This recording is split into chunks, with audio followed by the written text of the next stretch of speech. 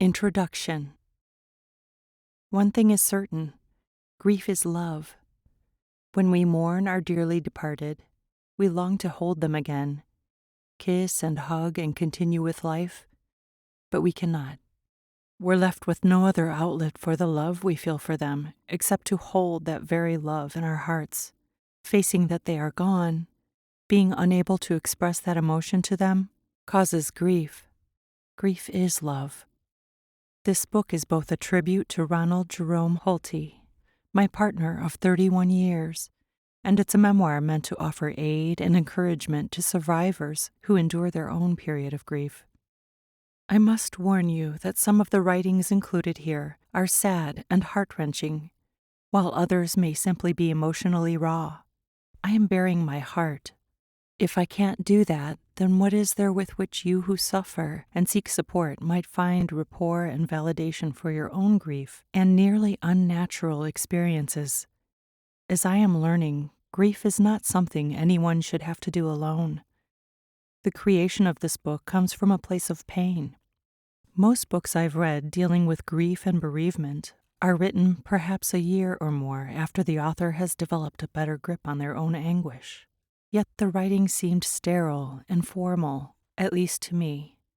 I write this book from inside my pain, while it is ongoing and, at times, maddening. One thing I ask is that you not feel sorrow for me. While I am normally quiet, meditative, positive, even passive-aggressive, I am never the narcissist. I write this book to give insight into the moments of acute anguish and desolation to which you may relate from your own place of distress and find validation for your heartache. Almost everyone in their lifetime will face a period such as this. Some will move through it well. Others, like myself, will have great difficulty enduring it. I bare my soul that others will find validation for their immeasurable sorrows.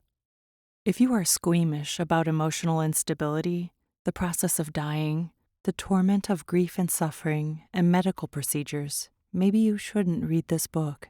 I lay my emotions bare to let you know that what you may be experiencing from losing a loved one is not much different than my heartache.